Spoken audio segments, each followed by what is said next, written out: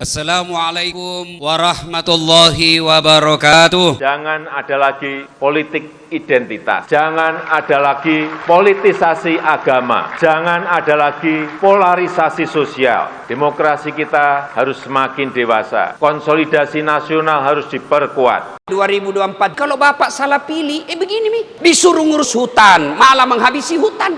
Disuruh ngurus laut, malah jadi bajak laut. Tapi kalau ceramah orang begini dibilang radikal. Amar ma'ruf nahi mungkar. Mana kalau Muhammad kita sogok perempuan, bilang yang lain. Dah setuju. Kenapa? Muhammad bukan pejabat Indonesia. Kasih perempuan hijau matanya. Kan begitu. Di mana itu Indonesia? Kita tahu di Indonesia. Kita tahu dah ada pejabat begitu. Ada. Kau salah. Kenapa kau pilih? Pilih sendiri kau pemimpinmu. Sekarang kau diberi kebebasan pilih pemimpinmu. Pilih kau bupatimu. Pilih wali kotamu. Pilih gubernurmu. Pilih wakilnya. Tapi karena kau disogok, mana orang jahat kau pilih juga. Jangan ketawa serius orang ini. Yang nggak boleh adalah mempolitisasi politik identitas. Itu yang nggak boleh. Menganggap bahwa politik identitas itu adalah Muslim, itu kan bahaya. Lu fakta antropologinya, fakta sosiologisnya, bangsa ini adalah Islam. Orang Islam harus berpolitik supaya ruang-ruang politik ini tidak menjauh dari maqasidus syariah. Kita bermohon semoga rahmat Allah senantiasa dicurahkan dan melahirkan keberkahan-keberkahan terbaik yang diridhai Allah Subhanahu wa taala. Komen, like, and share. Like, subscribe,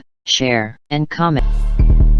Yang manis namanya Mas Anies, yang tegar namanya Mas Ganjar, legowo pasti Pak Prabowo. Jangan lupa bangga sama Erlangga. Itulah kandidat capres kita. Hasil survei A, B, C, D, E, F, G. Semua belum tentu bisa berlaga. Kita tunggu Jokowi dukung siapa? Ayo semuanya. Yang manis namanya Mas Anies, yang tegar namanya Mas Ganjar, legowo pasti Pak Prabowo. Jangan lupa bangga sama Erlangga. Bang Fahri jadi konsultan waktu itu ya? Harusnya. Padahal gratis itu. Cocok Len rasa kan? Bang Muni, ini gimana?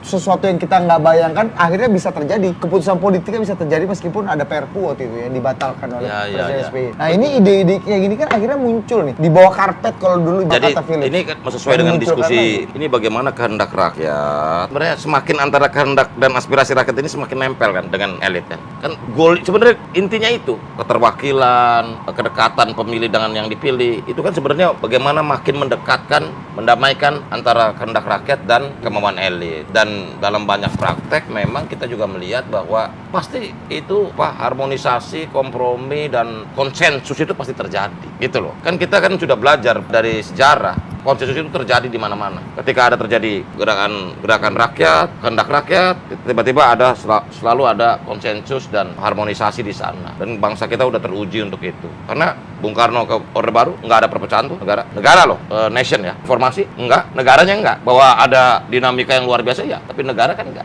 menghasilkan satu negara baru, begitu loh. Jadi kita yakin karena persatuan kita ini kan lahir dari bawah nih sebagai negara nih.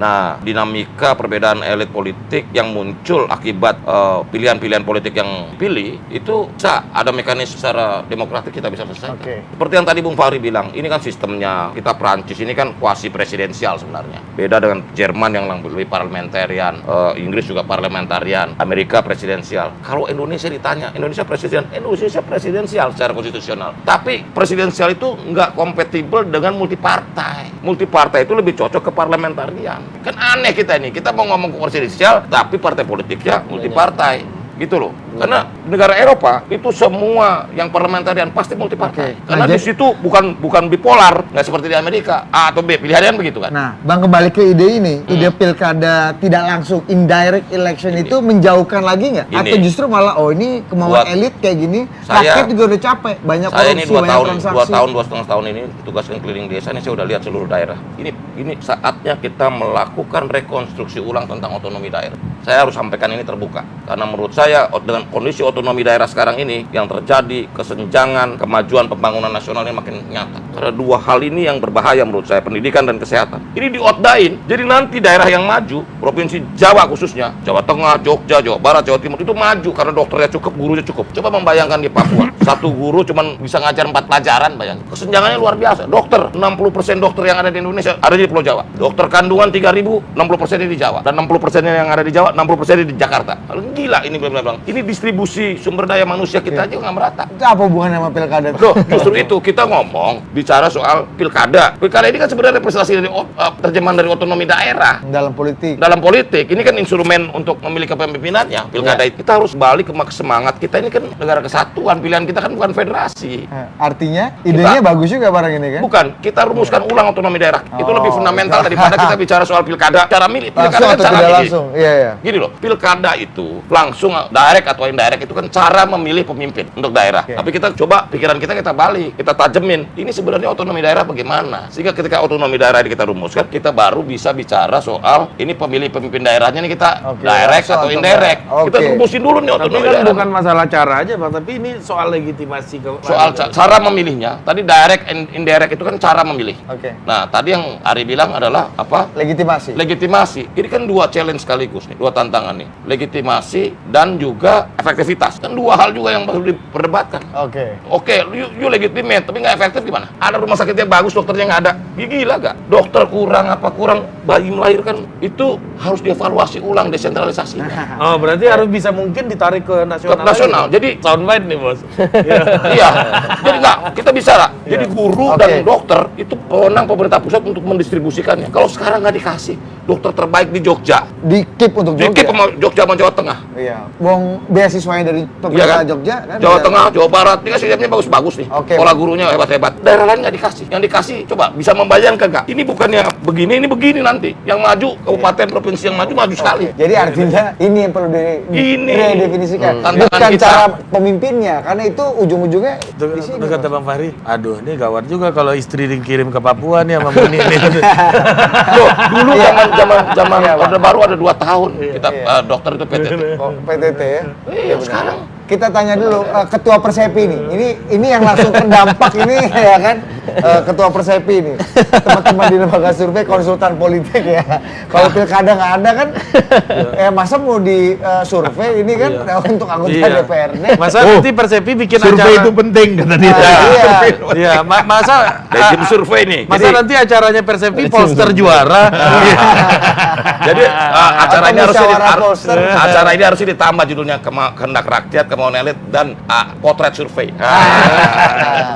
Gimana Pak Ketua Persepi ini? Iya kan? Ide yang dulu pernah hampir terwujud, gagal, sekarang mulai muncul lagi nih. Ada ketidaktepatan. Orang boleh menafsirkan Pancasila, sila keempat, tetapi saya rasa itu kesalahan penafsiran kalau seperti yang disampaikan dengan cara yang tadi. Menurut saya sila keempat itu bukan tentang cara memilih pemimpin, tetapi tentang bagaimana kepemimpinan dijalankan. Bahwa dia harus berbasis kerakyatan, kemudian juga dia harus bijaksana. Jadi ketika kepemimpinan dijalankan, itulah sila keempatnya. Bukan tentang bagaimana cara memilih pemimpinnya. Ya, dia harus berbasis kerakyatan, dia harus bijaksana, dia harus bermusyawarah, dan dia harus menghormati keterwakilan. Jadi saya kira itu tidak bisa menjadi alasan bahwa pemilihan itu harus tidak langsung. Karena tidak demikian tafsiran sila keempat Pancasila itu menurut saya. Nah, itu yang pertama. Yang kedua, saya suka dengan apa yang disampaikan Bang Fahri tadi. Banyak sekali merujuk Amerika gitu. Jadi Bang Fahri ini beral-Amerikanis nih sepertinya. Bahwa kita itu harus mencurigai kekuasaan. Konstitusi Amerika itu kalau kita baca, basisnya adalah kecurigaan terhadap power. Sementara di sisi kita,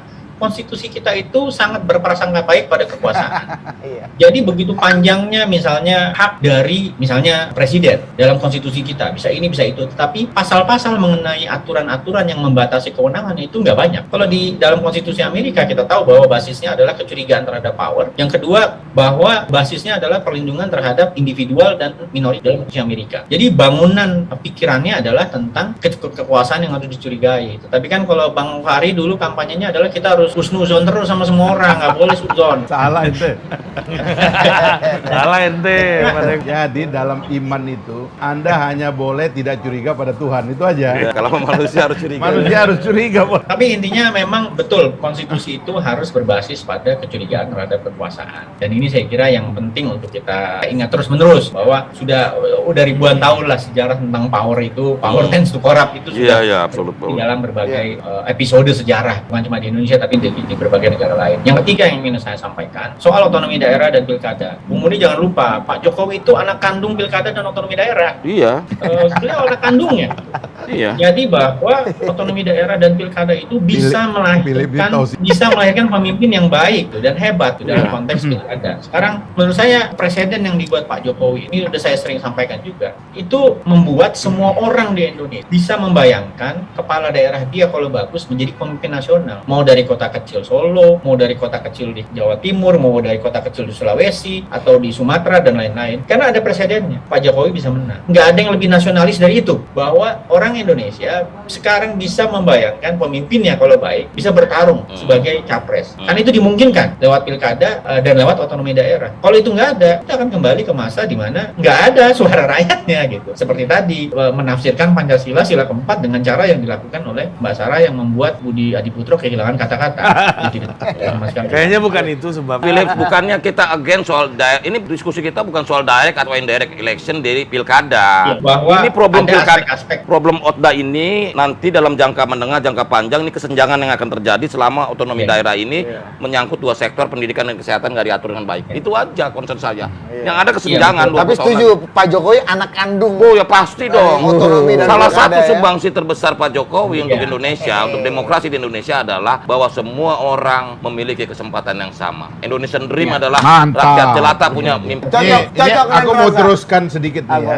Maka yang paling penting buat Projo adalah melembagakan warisan itu. Jauh lebih penting dan itu bagi Pak Jokowi. Kira-kira fusi dengan Gelora? Tapi maksud saya sebenarnya memang Pak Jokowi itu adalah satu monumen tentang orang-orang yang berasal dari daerah lalu menjadi pemimpin puncak.